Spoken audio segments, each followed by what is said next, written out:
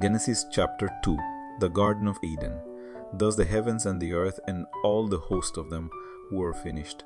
And on the seventh day God ended his work which he had done, and he rested on the seventh day from all his work which he had done. Then God blessed the seventh day and sanctified it, because in it he rested from all his work which God had created and made. This is the history of the heavens and the earth when they were created. In the day that the Lord God made the earth and the heavens, before any plant of the field was in the earth, and before any herb of the field had grown. For the Lord God had not caused it to rain on the earth, and there was no man to till the ground.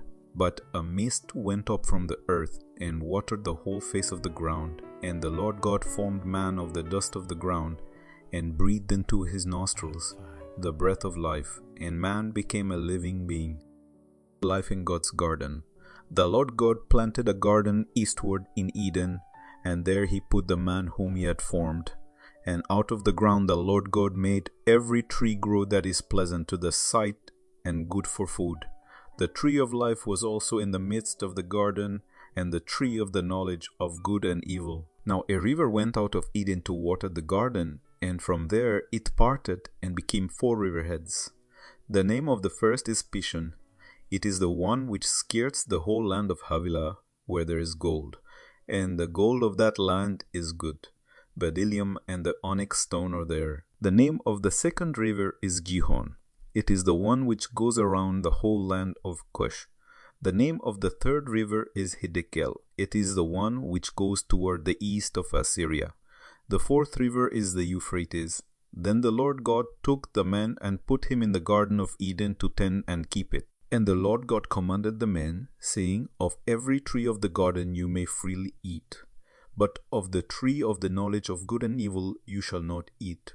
For in the day that you eat of it, you shall surely die. And the Lord God said, It is not good that man should be alone. I'll make him a helper comparable to him. Out of the ground the Lord God formed every beast of the field and every bird of the air, and brought them to Adam to see what he would call them. And whatever Adam called each living creature, that was its name. So Adam gave names to all cattle, to the birds of the air, and to every beast of the field. But for Adam there was not found a helper comparable to him. And the Lord God caused a deep sleep to fall on Adam, and he slept. And he took one of his ribs, and closed up the flesh in its place. Then the rib which the Lord God had taken from man he made into a woman, and he brought her to the man. This is now bone of my bones and flesh of my flesh.